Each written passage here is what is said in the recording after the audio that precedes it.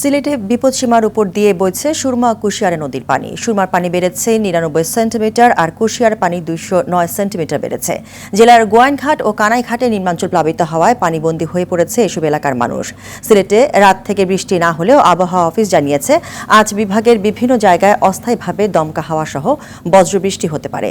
বৃষ্টিপাত ও পাহাড়ি ঢলে সুনামগঞ্জেও বাড়ছে নদ নদীর পানি। পানি প্রবেশ করায় প্লাবিত হচ্ছে হাওড়াঞ্চল।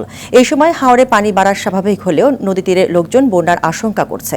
সুনামগঞ্জ পানি উন্নয়ন বোর্ডের নির্বাহী প্রকৌশলী মামুন হাওলাদার জানান, পাহাড়ি ঢলের পানিতে সুনামগঞ্জের সব নদ নদীর পানি বাড়লেও আতঙ্কিত হওয়ার কিছু নেই। নগদে ৫০০ টাকা বা তার বেশি পেমেন্টে পেতে পারেন ঢাকায় জমিসহ ২০ কোটি টাকার পুরস্কার।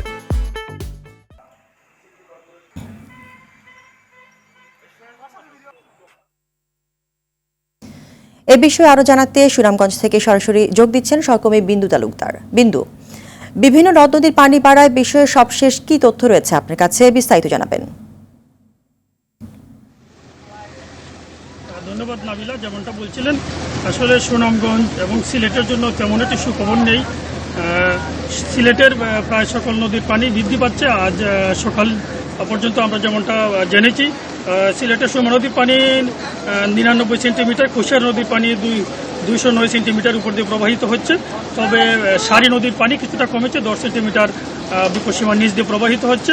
এদিকে সুনামগঞ্জের সুরমা, কুশিয়ারা, বৌলা, জাদুঘাটা, রক্তি নদীর পানি বৃদ্ধি পাচ্ছে। আজ সকাল ৯টায় সুনামগঞ্জ পানি উন্নয়ন বোর্ডের নির্বাহী প্রকৌশলী যেমনটা জানিয়েছেন, গত রাত ৯টা থেকে আজ সকাল ৯টা পর্যন্ত সুনামগঞ্জের সুরমা নদীর পানি ১৬ সেন্টিমিটার বৃদ্ধি পেয়েছে। তবে বিপদসীমার ৫৫ সেন্টিমিটার নিচ দিয়ে সুরমা নদীর পানি প্রবাহিত হচ্ছে।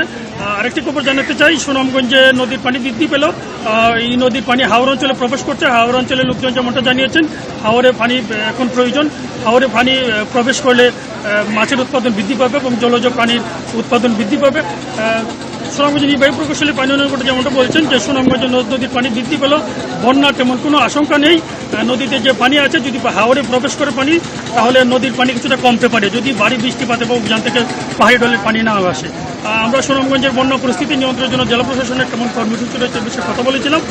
সুনামগঞ্জের জেলা প্রশাসক রাশেদ ইকবাল চৌধুরী যেমনটা জানিয়েছেন যে বন্যা পরিস্থিতি নিয়ন্ত্রণে সুনামগঞ্জের প্রতিটি উপজেলায় কন্ট্রোল রুম চালু করা হয়েছে। বন্যা পরিস্থিতির খোঁজখবর রাখা হয়েছে। বন্যা পরিস্থিতি মোকাবেলা সব ধরনের প্রস্তুতি রয়েছে এবং আশ্রয়কেন্দ্র স্থাপন করা হয়েছে এবং যে ধরনের প্রস্তুতি নেওয়া প্রয়োজন সব ধরনের প্রস্তুতি রয়েছে। নাবিলা, সুনামগঞ্জ থেকে এই ছিল মানুষের পানি। ধন্যবাদ আপনাকে।